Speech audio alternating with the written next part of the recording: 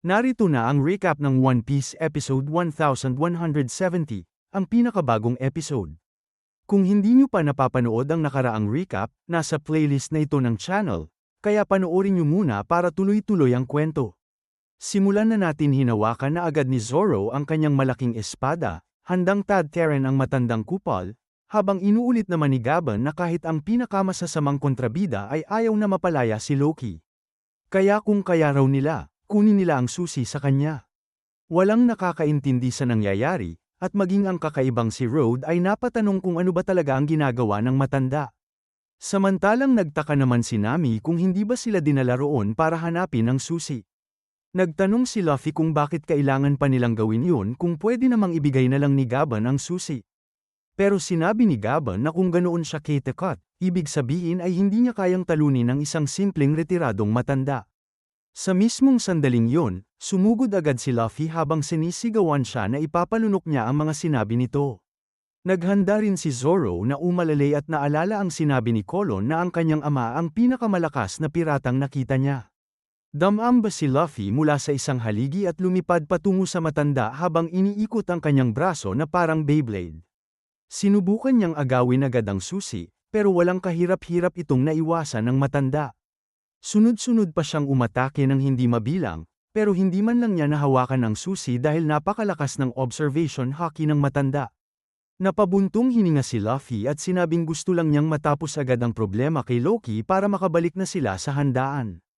Sumang-ayon naman si Gaban at sinabing isa talaga ang mga handaan sa 10 pinakadakilang bagay sa mundo. Dagdag pa niya, kunin lang nila ang susi at tapos na ang lahat. Dahil wala nang ibang magawa, muli na namang sumugod si Luffy. At dahil hindi niya man lang madikitan ang matanda, ipinakita ni Gaban kung paano ba talaga ang tamang pag-atake. Hindi na niya kinailangang gamitin ang kanyang dalawang bundok pumuputol na palakol. Binalot lang niya ng armament haki ang mismong susi at tuluyang napatulala si Luffy. Natarante si Nami at sinabing imposibleng mangyari yun, pero biglang lumabas si Luffy mula sa ilalim ng mga guho na galit, parang isang nagngangalit na kalabaw. Habang sumisigaw na dinaya siya ng matandang yun, ngumiti si Gaban at sinabing mas bagay kay Luffy ang straw hat kaysa sa helmet na may sungay. Agad namang sinabi ni Luffy na syempre naman, dahil ang sombrerong yun ang kayamanang kailangan niyang isauli kay Shanks. Pero sinabi ni Gaban na napakakuripot naman ni Shanks kung babawiin pa niya ang Red Along ibinigay niya.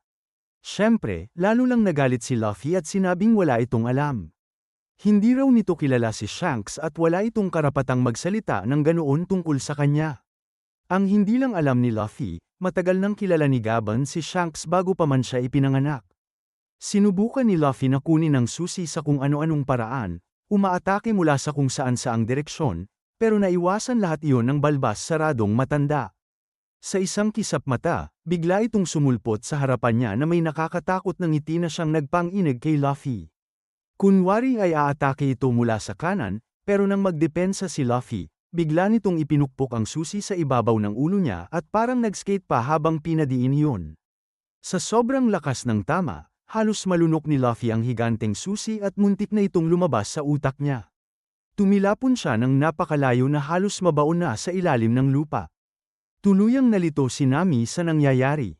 Ipinaliwanag naman ni Road na napakalakas ni Gaban kaya kahit si Luffy ay hindi nito kayang tapatan. Napansin ni Zoro na hinawakan na ng matanda ang kanyang dalawang palakol. Ibig sabihin ay seryoso na talaga ito dahil ang lahat ng nauna ay simpleng warm-up lang para sa kaliwang kamay ng hari ng mga pirata. Habang pilit inaalis ni Luffy ang higanteng susi sa bibig niya, pinaikot ni Gaban ang kanyang dalawang palakol ng napakalakas na halos makabuo na ito ng buhawi. Nang sa wakas ay nailabas ni Luffy ang susi, agad sumigaw si Zoro at sinabing mag-ingat dahil paparating na ang kalaban. Kaagad na pinakawalan ni Gaban ang Yesou Tekero, isang napakalakas na flying slash na siguradong paghihiwa-hiwalayan si Luffy. Lalo na't isa sa pinakamalaking kahinaan niya ang mga hiwa at ang mga pag-ataking yun ay nababalutan pa ng Conqueror's Haki. Sa pinakahuling sandali, humarang si Zoro at nasalo ang karamihan sa mga slash. Pero napakarami ng mga iyon kaya napilitan ding umiwas si Luffy sa mga nakalusot kung ayaw niyang maging giniling na karne.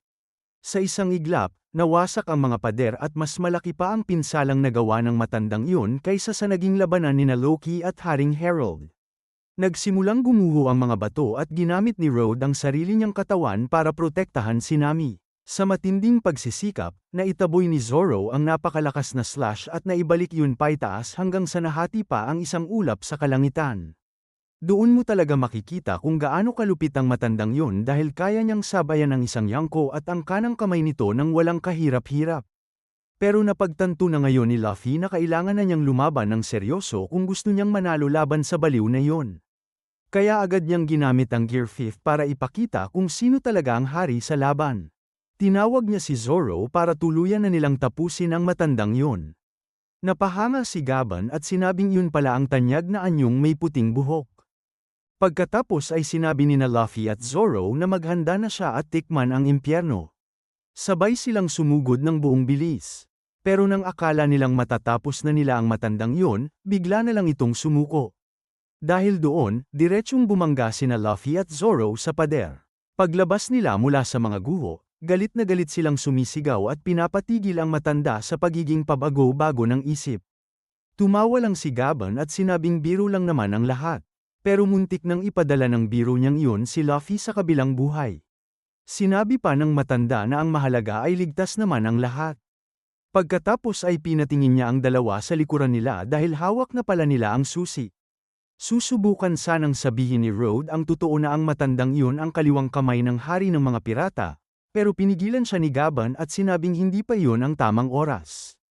Sinabi niyang puntahan siya ng dalawa kapag paalis na sila, kung nakatayo pa rin ang Elbaf sa oras na iyon. Pero galit na galit sina Luffy at Zoro at sinabing ayaw na nilang makita pa ulit ang pagmumukha ng matandang iyon. Hindi tuloy malaman ni Luffy kung pagmumurahin ba niya ito o magpapasalamat dahil sa wakas ay nakuha rin nila ang susi. Humalakhak si Gaban habang inaalala ang huli niyang pag-uusap kay Shanks. Tinanong daw niya noon kung bakit siya dapat magtiwala sa batang iyon, pero ngumiti lang si Shanks at sinabing gawin niya ang sa tingin niyang tama. Samantala, sa Walrus School, malapit nang maging napakadilim ng sitwasyon dahil may mga bisitang paparating na gagawing isang tunay na impyerno ang masayang lugar na iyon. Walang kaalam-alam ang mga bata habang naglalaro ng pulis at magnanakaw. Ang kukulit kasi nilang lahat. Madali lang para sa ilan dahil 2 segundo lang ay nasa tuktok na sila ng puno. May isang nakakatakot na bagay ang biglang lumitaw. Agad na tumakbo ang ilang bata papunta sa matabang guro para sabihing may kakaibang bagay silang nakita. Sinabi nilang may lumitaw na kakaibang ibon, pero hindi sila pinaniwalaan ng guro dahil normal lang naman daw ang isang ibon. Ang hindi niya alam, isa pala itong napakalaking ibong gawa sa mga laso. At sa ibabaw nito ay naroon ang 2 Holy Knights na handa ng iparanas sa mga batang iyon ang tunay na paghihirap. Sinabi ni Gangko na may paaralan pala sa harapan nila at mukhang sinwerte sila dahil hindi na nila kailangang kumatok sa bawat bahay para mangidnap ng mga bata. Paglapag nila sa damuhan, agad sinabi ni Gangko na sisimulan na niya ang summoning. Isang napakalakas na enerhiya ang lumabas mula sa kanyang palad at muling lumitaw ang nakakatakot na demonic pentagram. Makapal na maitim na usok ang lumabas mula rito at nagsimulang bumuo ng isang napakalaking anyo. Katulad ng pagdating ng Gorosei sa Egghead.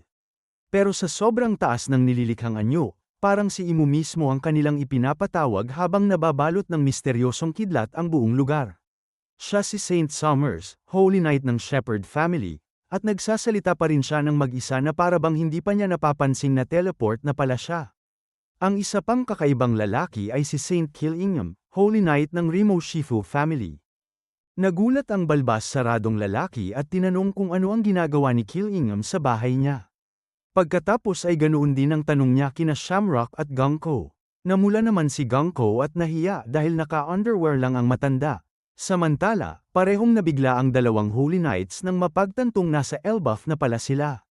Mabuti na lang at may military roon na may ekstrang damit para kay Summers, pero inis na inis pa rin siya at nagtanong kung bakit pati ang paborito niyang upuan ay isinama pa sa summon. Napahanga naman si Killingham at sinabing ito pala ang tanyag na lupain ng mga higanti. Pagkatapos ay tinanong ni Shamrock si Gangko kung bakit 2 pa ang ipinatawag niya gayong isa lang naman ang kailangan nila. Pero si Killingham na mismo ang sumagot at sinabing kailangan ng bumalik ng kapitan dahil yun ang direktang utos mula sa nakatataas. Ipinaliwanag ng matanda na may malaking krisis na nangyayari sa Holy Land at kailangan siyang bumalik doon para tumulong sa pagresolba ng problema. Pagkatapos, tinanong niya kung ano ang ginagawa nila sa isang bansang hindi naman kaalyado ng world government. Akala pa nga niya ay pumunta lang sila roon para magbigay galang sa puntod ni Haring Harold. Samantala, bumalik na naman sa paglalaro ang mga bata na parang walang nangyari. Sinabi naman ni Summers na kung ganoon, ang plano nila ay kidnapin ang mga bata at dalhin ang mga ito sa Holy Land ng Mary Geoise. Pero naitanong niya kung paano nila yun gagawin, dahil hindi naman pwedeng basta isiksik sa isang sako ang ganoong kalalaking higanteng bata at iuwi na lang. Isa pa, ang mga may marka lang ni Imo ang kayang dumaan sa abyss. Kaya mukhang ang tanging paraan ay isakay ang mga ito sa barko. Halos hindi na nga makadilat si Killingham sa sobrang antok habang nagsasalita. Pero sinabi ni Shamrock na ang balak nilang gawin ay gamitin mismo ang kapangyarihan ni Killingham para gawing isang tunay na bangungot ang bansang ito. At hanggang dito na muna ang recap ng One Piece episode 1170. Kung nagustuhan ninyo ang video, huwag kalimutang mag-like, mag-subscribe, at i-on ang notification bell para kayo ang unang makapanood ng mga susunod na One Piece recap. Maraming salamat sa panunood, ingat kayo, at magkita-kita tayo sa susunod na video.